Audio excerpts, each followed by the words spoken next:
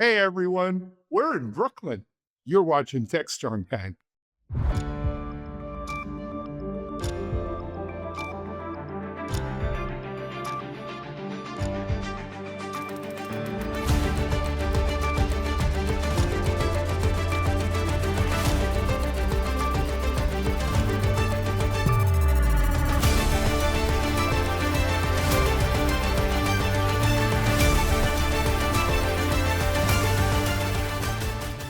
Hi everyone, welcome to this edition of Techstrong Gang. As I mentioned, Mike and I are in Brooklyn, New York today for a kind of unique event, the first of this kind I've gone to. It's called AI Native Dev Con, and it's in a place called Industrial City in Brooklyn. And I got to tell you, I love the vibe already, though it's early in the morning.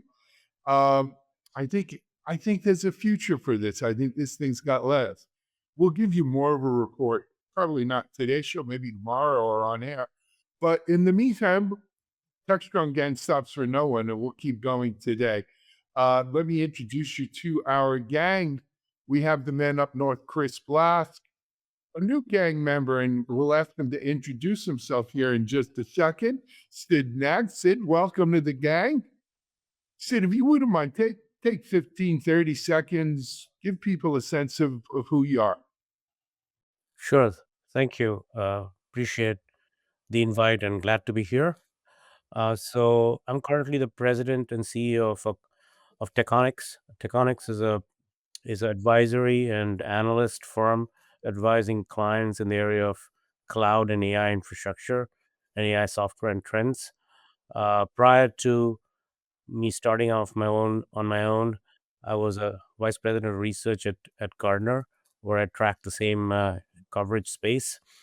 And prior to that, have spent my career as a practitioner and executive positions at Cisco, Dell, ETT, Bell Labs, and did my own startup company for 6.5 years, which I took to an exit. So my experience spans sort of practitioner research as well as being an analyst in this industry in those companies. That's you, and welcome to the gang.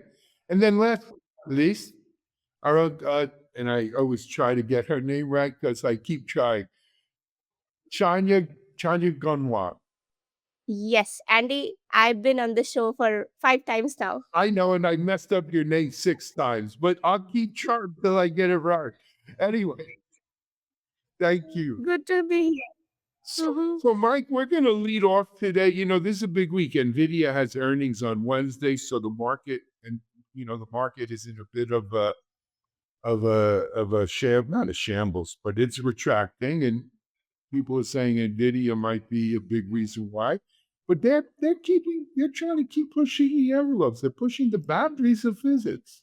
Yeah, there's a supercomputing conference in St. Louis this week, and NVIDIA's there talking about these new models that they're creating that are all wrapped around physics and letting people do some very intense research at the atomic level, right? And they're talking about simulations for fusion reactors and helping people build new materials.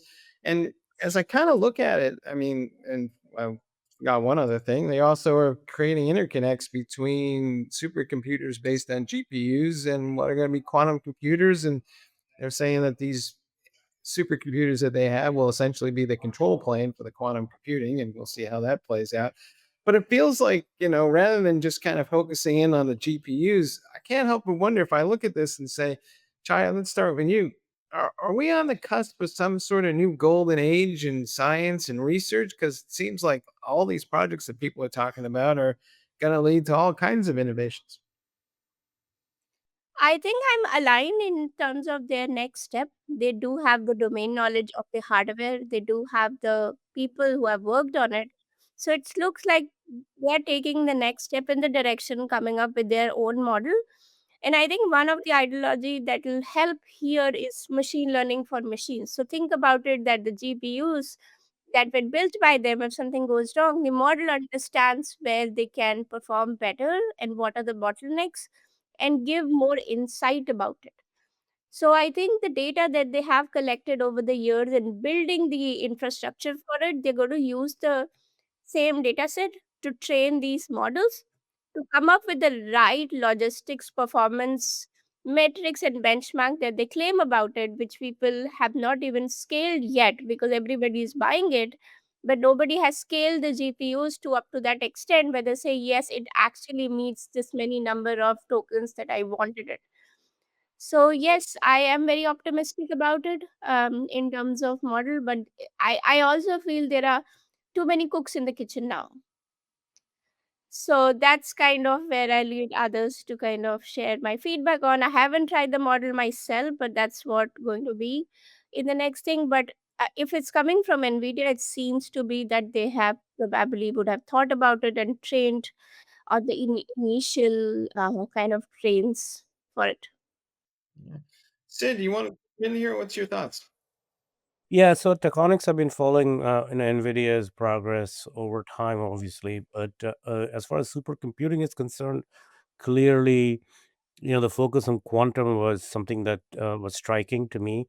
But if I were to sort of summarize the takeaways, it's very clear that infrastructure is obviously advancing really fast, right? The scale and ambition of systems being deployed with varied technologies, be it your traditional networking technologies with their Spectrum announcement they made last at their own NVIDIA event in DC a few weeks ago, and now with quantum, things are really coming together.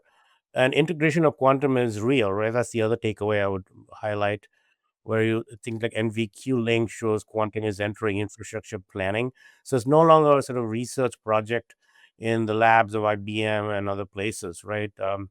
So it's becoming more and more real.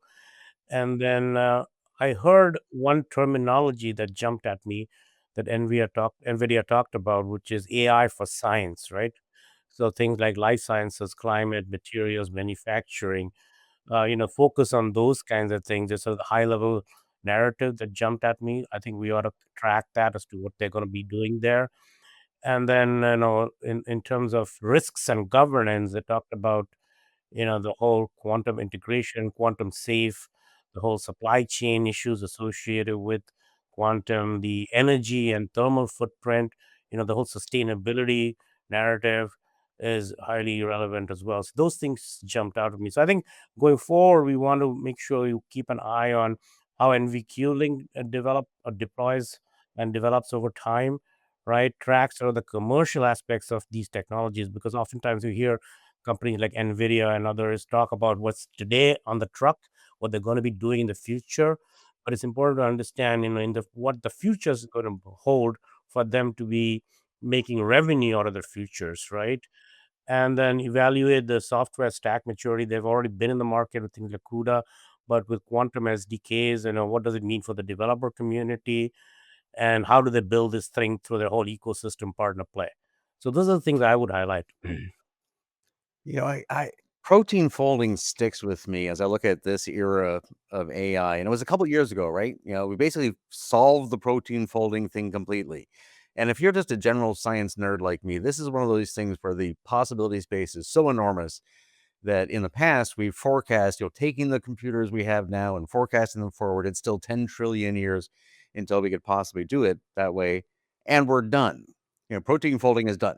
Amazing, right? And as I've learned in the last year more about specifically how these systems work, LLMs and everything we're talking about right now, you would think that if you didn't know much about it, if you think about the old way, the digital way, we think that maybe it's vector math with GPUs or something is making it faster. And it's not. It's semantics, right? Because what those researchers basically did is they just asked the AI to do these things, right? And what does that even mean? And we were stuck in this debate space around this, but it's not that complicated, right? You're you're reducing the possibility space.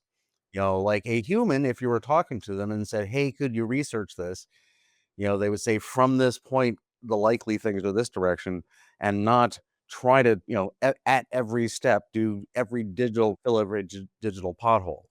And the savings in time and energy are transformational. That's why this is such a big deal. That's why to Alan and Sid, analysts like you, the business investments where people are putting money right now, I don't feel that comfortable about it. But the overall trend, yes. Because if you could speed up these things like protein folding, like physics research, not just by sheer CPU horsepower, but by semantically narrowing the space and sheer horsepower, holy cow. Exactly. I think that's spot on.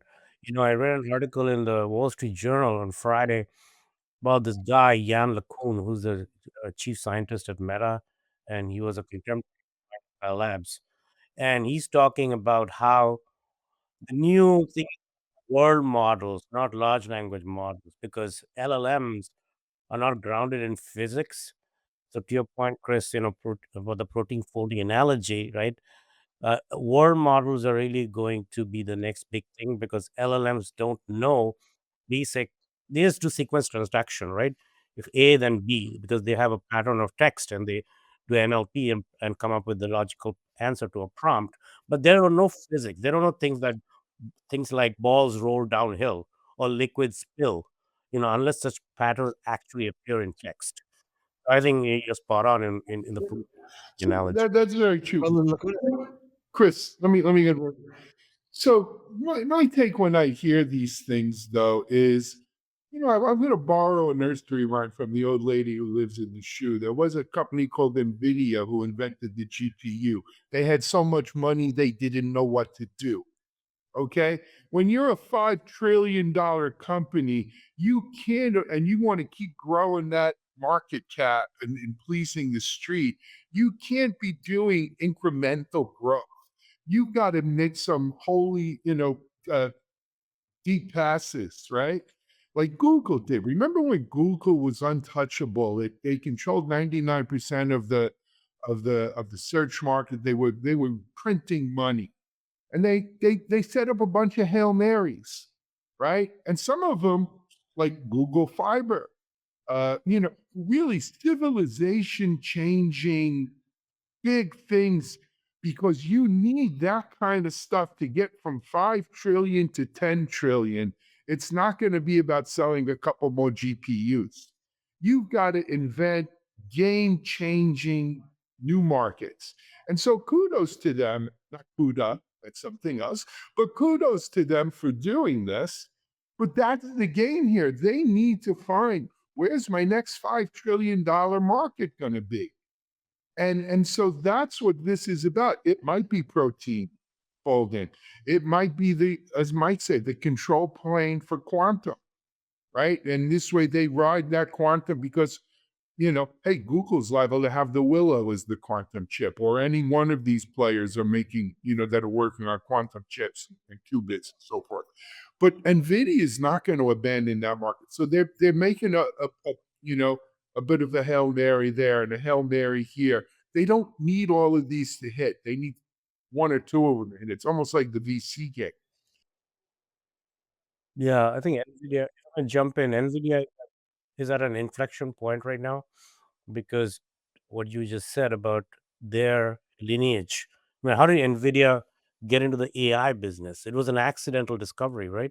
GPUs are basically designed with the purpose of accelerating computer graphics and image processing and render pixels on a computer screen. Now, that function requires the ability to multiply very large matrices, right? Turns out the transformers, which is based on NLP and sequence transduction, also requires the ability to multiply large matrices. So somebody came up with the idea, hey, why don't you use GPUs for processing AI workloads? And then we know what happened thereafter. But I think as a company, NVIDIA really ought to think about what is the, to your point, what is the next big thing, right? Is it protein folding? Is it something else? Is it going to be learning processing units, so LPUs versus GPUs, where these things are built for inferencing in custom environments for small language models? I think that's the challenge they are currently faced with, and it's almost like changing the engines of a 747 in flight, right? And many companies go through this inflection point because of crossing the classic crossing the chasm, right? So it remains to be seen how they sort of do both things at the same time and make money out of that transition, right? But Sid, let me ask you this question. I do have one. Like Nvidia is one of the biggest players in the chip, right? There's no competition around it. Why can't they continue to work what they are good at it and scale and reduce the cost of chips and GPUs instead of entering a market which is already a multiplayer, Yeah, right? correct. You're right. So they're going to milk that as long as they can. Go ahead. No, you go. You go. No. So they're going to milk that as long as they can. Obviously, I would do that because that's bringing me revenue, right?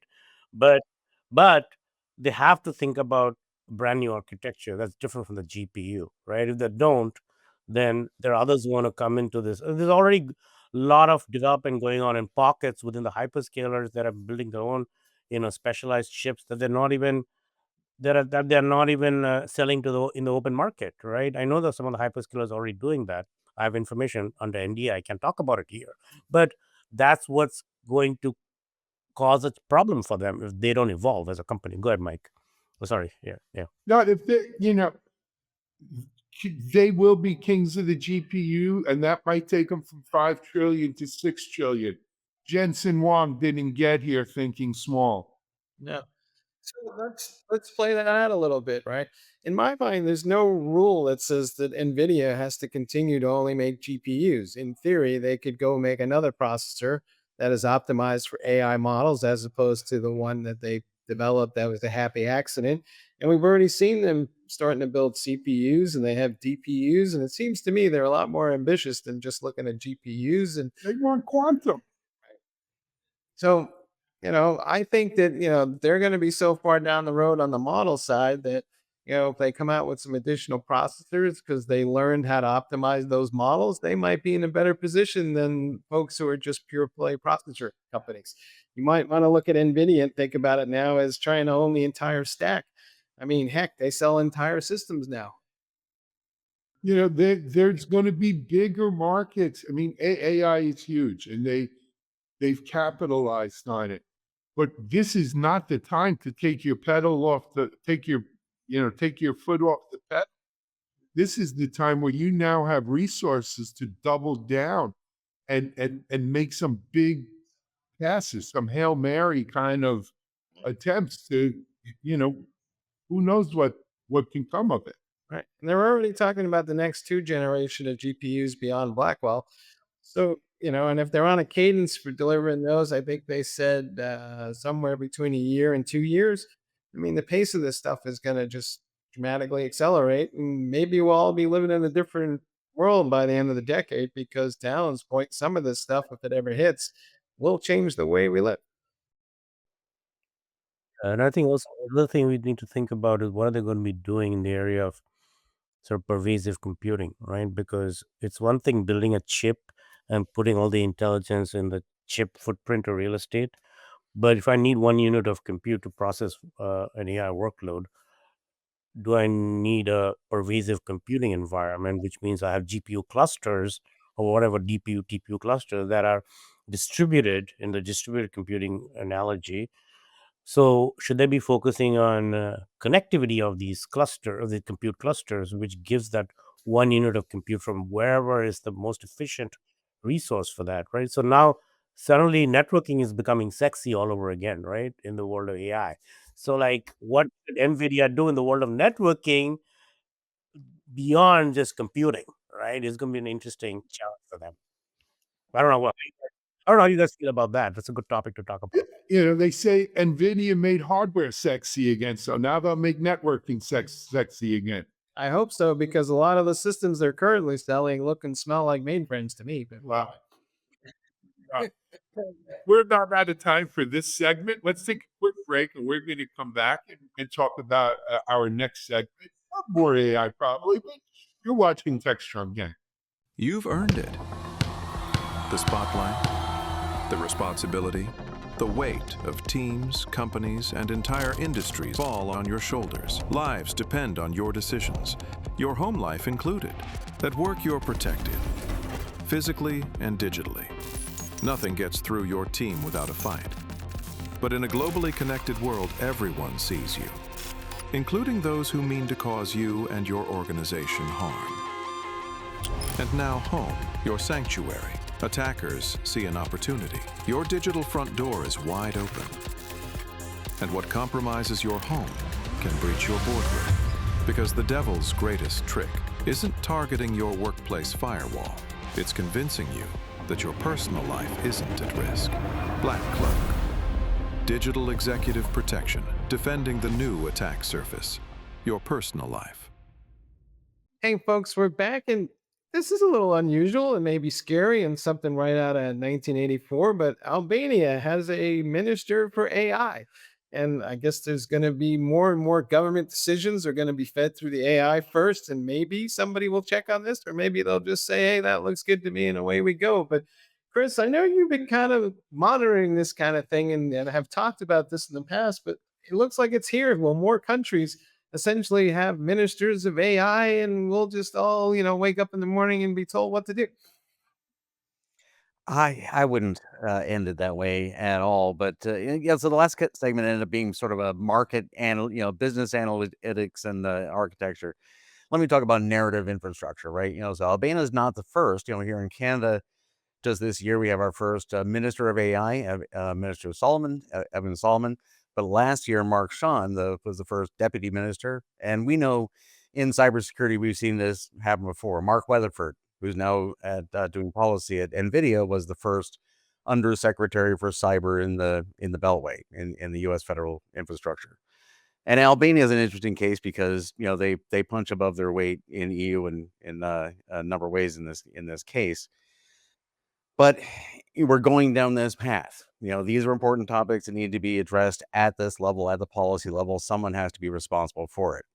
Mike, if it ends up being authoritarianism, I guess then democracy has failed. But I don't think we're going there, right? And this, Sid, you touched on something in the last segment that I really wanted to pivot on, because the Meta's AI chief, Jan LeCun, leaving, and his statements about needing to move AI into just a word prediction, but a world map, right? Models exactly what I and we focus on in this attested civic AI world, and it's not that far reach. And it's interesting to see folks like LeCun making those statements and those moves right now, right? And just to map this out for folks, LLMs are a language modeling thing that's modeled after what happens in our brains, but that's not the only thing that happens there. And mammals 200 million years ago started building a world map. That's literally the term used in cognitive science. So they could, it's like an 8-bit video game, like a really, really simple one. You can navigate in 3D, find the food you found yesterday, right? The world map that LeCun is talking about, that folks like myself and our allies are working on these days, isn't about a whole new different AI. It's about taking this capability we have and having it operate in a relational environment so it can basically have that world map. And in that, it touches on the things that, like Mike and Alan and you guys, we've talked about week to week throughout this year. You can do so much more without so much energy, time, cost, so on and so forth. So that's just, that move, out of Meta AI this week, and this happening in Albania, modeling what's happening here in Canada, that maps a narrative arc that's fairly straightforward, I think. I think we'll see the business and technology architectures follow from that. Yeah, I think on back to the world model conversation. I mean, the way I understand it is it's an AI system that essentially builds an internal representation of an environment, and then how it's used to simulate future states, right? So it's more of an outcome-based predictive model rather than LLM, which is a pattern recognition-based technology, right? So I see that whole world model that Itlukun talks about as the predictive modeling of physical systems, like the infer object permanence, motion, collisions, the physics thing I talked about, gravity, things of that nature. It also has a relevance to autonomous planning, so you can run thousands of simulated rollouts, right? It's more grounded in decision making rather than sort of like in the case of sequential transaction, it's very very one way, right? So I mean, I can say I know based on text that's collected in the LLM, AI database, if you want to call it that Tom Cruise's mother is Holly Cruz, but it can't tell me Holly Cruz's son is Tom Cruise, right? Because it goes only in one direction, sequential, right? So world models will kind of overcome those kinds of things, and it's also going to have things like embodied intelligence, so robotics, autonomous driving, manufacturing, drones, agentic software, all sort of require this, right? So I look at sort of LLMs used for reasoning, world models used for simulation, and agents and agentic for action, right? That's sort of the triad of future of AI architecture, in my opinion. Well, and the value of the world map for an LLM is it self-transformative, and that's why I think this era is, historically we may look back at this. The hype cycle wasn't big enough, but it was the wrong hype cycle up to this point. But I think we're starting to get it, and we build LLMs modeling ourselves. Like that's literally what we're trying to do. Extrapolate a little bit farther back. Why are mammals? How do they do it? And we're talking little mousy creatures who got an evolutionary advantage by having that really simple world model. I think that's what we can do today, right? And attestation channels and the systems we build and demonstrate all the time. And it's just happening this year. So it's not like we need to create another LLM industry, another multi-trillion-dollar thing. We need to take these tools and work them in a relational environment that allows the result to act as if there is a world map like mammals do it. Nothing like we do at this point ourselves, but that's the path we're on. It looks like on the Albania, just one point on the Albania thing. Looks like they came up with something called Diela. Are you guys familiar with that? It's sort of a special. I don't know if it's LLM that's developed by the National Agency of Albania in cooperation with OpenAI. And just thought I'll ask. Sorry, go ahead, Chai. You had a point. Yeah. No, I was just saying that going back to the original point of Albania having a minister which is a AI powered. If I be a citizen of that country, I'll be excited. I'll be excited to see the politicians are getting a revamp or a new perspective to make the decision. And it might take the country in a direction they really wanted to. So I think as I'm not talking about the technical aspect of it, but I'm just saying as the humans who are taking this decision into consideration is a good move. Politically, I think it will give the governments the insight in terms of the directions where they should invest in, take the insight, take the inputs. But can they rely on it completely? I think it's too soon to do that. I Yeah, think I I think think also, just because we have an AI that spits something out, well, when we determine that whatever that truth is, that it's inconvenient, we're still going to ignore it. Yeah, I mean, yeah, I think a lot of these countries have essentially, like Albania, have long faced systemic issues with corruption, nepotism, weak public procurement practices. So the more they do in terms of openness and creating these AI initiatives that span obviously within their own country, but overall across integration with the EU, let's say, or the European Commission, right? I think those things kind of a, give an optics that they're more open to sort of collaboration and interoperability with the rest of the world, and creating these AI initiatives is probably one way to address that. That's what I look at. I don't know, maybe I'm off Well, base. I'm a huge fan of capitalism and democracy and freedom of speech and so forth for the reasons of evolutionary pressure, right? Because I honestly believe that the better systems are better people and ethical and so forth. And again, if I'm wrong, let's find out. We'll play it out in the markets. But to Mike, to your, and to be clear, we spar on this one, but that's good. I need a razor to go against because I'm an optimist. But it's just if right now I'm looking around the world, I'm seeing countries like Albania, like Canada, where I have good faith that there'd be reasonable effort to have an AI minister and do it properly. I expect a number of countries will do it wrong. I think it will cost them. It'll cost them economically. It'll cost them in global power. It'll cost them in trade and relationships. And while I could be wrong, I think this is the kind of role like cybersecurity. I was glad to see that get into the public sector because it's a technically, intrinsically kind of more honest than just I said so kind of thing. Those of us in cybersecurity know that that's not entirely true all the time, but I think this topic does drive it down further and further.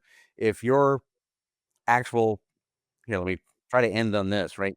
We talk a lot about canon, right? Canon in our terminology means what you actually do, what you say you do, right? And AI tools are actually really, really good at this right now, right? In lots of use cases. And we're seeing in the real world, but I think the countries, governments, as they semantically analyze their actual canon, they'll find out whether or not they're doing what they said they do, and opportunities to be more or less corrupt. Pick your I choice. think you're looking at it wrong. In all honesty, here's the deal. I've said it before. I'll say it again. We're at the beginning of the AI story.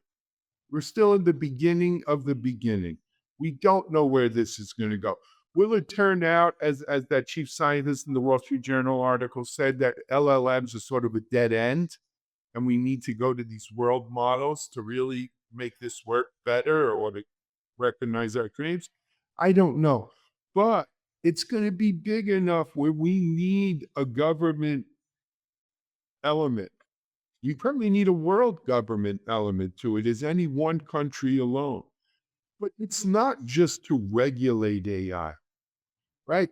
North Korea will regulate AI. The old Albania will regulate AI. You know, the people who sit clutching their pearls, saying, oh my, what could AI do bad? They're dinosaurs. They're already roadkill. Forget about it.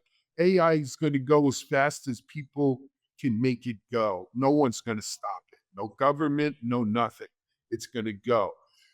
What needs to happen here is governments are going to recognize, how can we use AI? How can we harness AI? Not how we can control it. Right? So it's not just a regulatory function. And quite frankly, and I am no fan of Donald Trump. Anyone who knows me or has heard this show knows I'm not. But what he did early on in that administration is he appointed a so-called czar for AI. Haven't heard much from him since, but I assume he's working behind the scenes on all these deals that they're working on. We need a government policy that probably says, hey, AI is going to be world changing, civilization changing, perhaps. We need to be in on the action. We need to understand what's going on. We need to try to influence it the best we can, given our resources. The resources of the US are very different than the resources of Albania, and they're very different than the resources of Canada. But government resources will be brought to bear here, and rightfully so. It has to. If it's as big as we think it's going to be, naive to think the government's not going to be involved in it. I think it's not that somebody going to try to control it, because they will, because we're humans. That's what they do. Well, will it be the government or some strong man or who that? Who knows? I mean, I like to. I like to see the government. I like to see the government be providing some guidance on responsible AI. Right. I think that's key. Right. Because we can't have all these private companies go burst. Again, I'm a capitalist. Don't get me wrong. But we can't have chaos, right? And there's too many competing positions. One's being taken by Elon Musk and XAI and Grok and that stuff. The one's being taken by OpenAI, and you've got a whole host of other positions, right? Meta and so on and so forth. Like, so we have to be somewhat cognizant of how that is managed, for lack of a better term, from a responsible AI perspective. But I don't want to see government interfering in AI, right? So I don't want government come stepping in and say, if you sell this chip to China, give me 15%.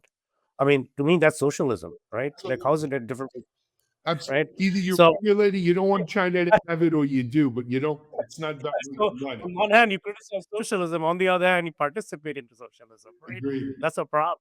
And Well, then, and and then we all and then what?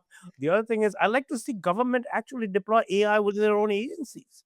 I mean, if I have a government minister, that person should be responsible for making sure government is using AI, right? I'm not seeing any of that happening, right?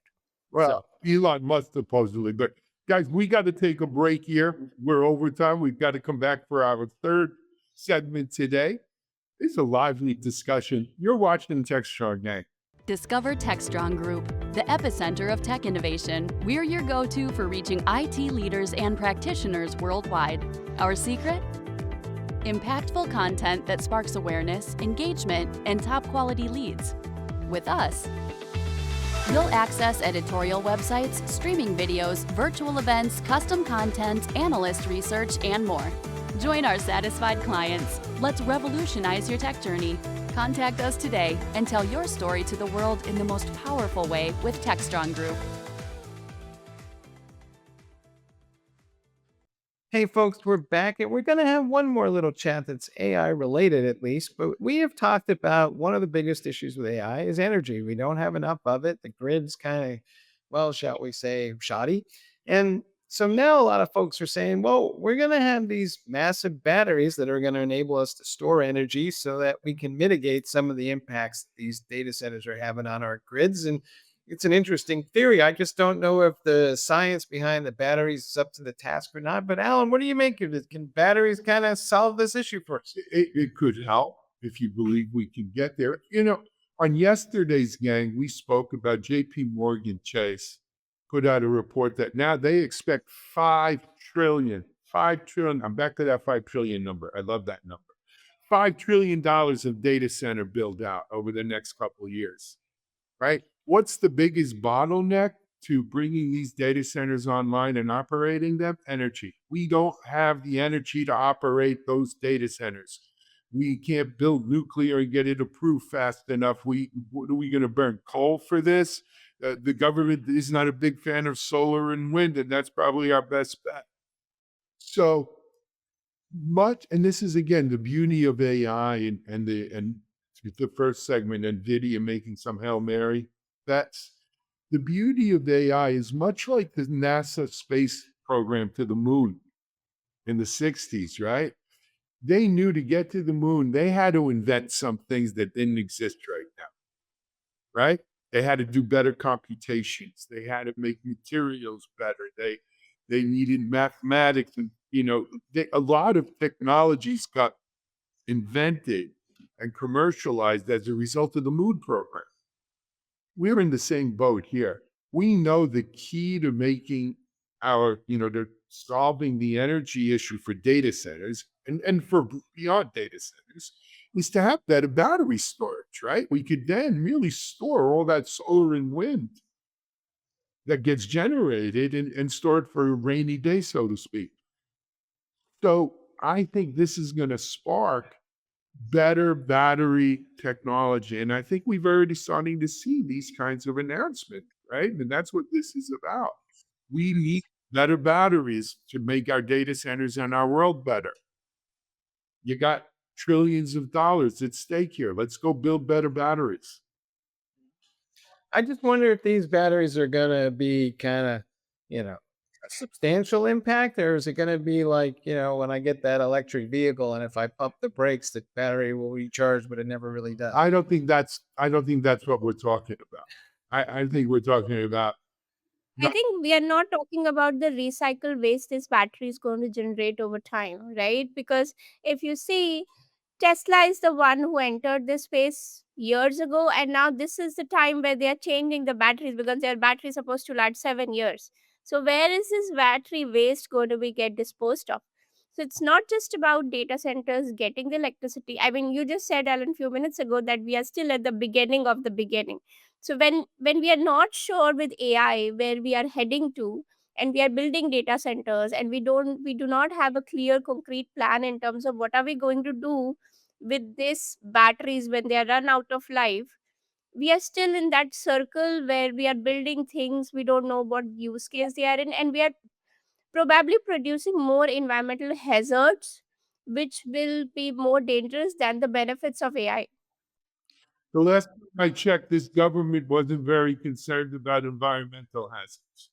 Wait, we now have all those rockets that Elon Musk and Jeff Bezos are building. Right. Send them up into space. I think it's important to recognize what is the role of the battery. The battery is not going to be the primary supplier of electricity to these data centers, right? It's going to be that power buffer, right? And in the grid and the racks.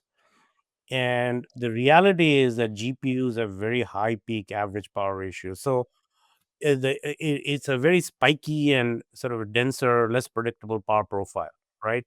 So AI dense racks, I think the last time I read was like consume 40 to 60 kilowatts today and then going up to 120 kilowatts, right?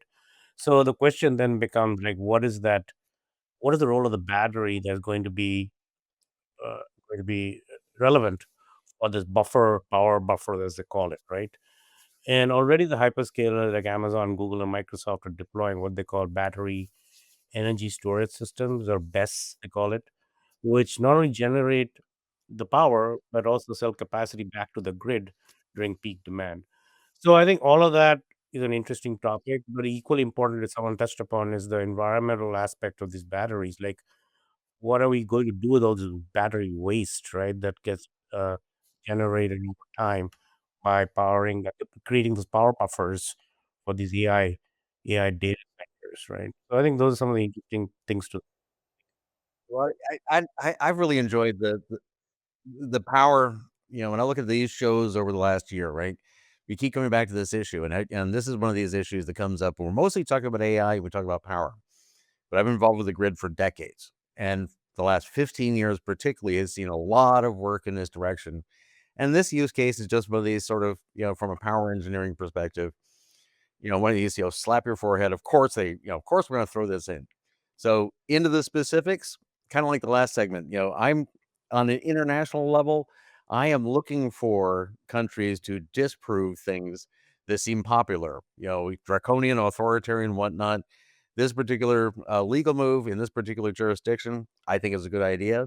Cattle, just this week, the largest battery produced on Earth is coming out, has announced the production level of their next generation of the lithium ion batteries, and that should be a big quantum step. Here in Canada, Volkswagen is building a giga plant, shovels in the ground battery plant that'll be producing platforms in 27. And take everything else we're talking about here over those time frames. If hyperscale or consuming energy data in bigger data centers with more NVIDIA GPUs was going to follow exactly the curve that it's on right now, that's physically impossible. What are we going to do instead, right? And whether it's these individual things with battery storage systems, I saw a neat little thing that, again, I don't think is the answer, but I love these sort of things. In the UK, they have a program now where you can run a micro data center in your shed, literally in your backyard, and it'll provide the heat for your house and lower your costs. Well, bigger which than that, Finland is building underground data centers and using the heat to heat out homes, whole towns. So this winter, I have enough GPUs running at home right now. This winter, I will, in fact, lower my heat bills. So anyways, this is a complex issue, but there's pragmatic realities. In power terms, we talk about, rotating mass, right? You don't think about this. If you plug something in, there's some spinning tons of steel that feels that momentum. So we have battery systems now that can mimic that, which is bloody amazing. But we're still so early in this that, again, grids and jurisdictions will make bad choices. I have a lot of popcorn. I think we'll all learn from mistakes. But yes, this is where we're going. So maybe the future is where all these big corporations that are building these AI data centers will work with consumers and install GPU clusters in every home, powered with batteries, which can also power the refrigerator, generate enough heat, and save money. So maybe that's the new. Teddy kind of thing. So Sid, are you saying that the Energizer Bunny is going to save AI? Yeah. Exactly. Exactly. You nailed it, Mike. You summarized it very well. That's why I love them so I much, mean, right? I don't want to raise my kids under the house where GPUs are running. I don't know what are the ultraviolet rays going to do to this American Well, mind. you put it in a shed in the yard, something. I mean, don't still, know. it is still around. Yeah. I, know. I think on that note, we're going to end today's Tech Strong Gang.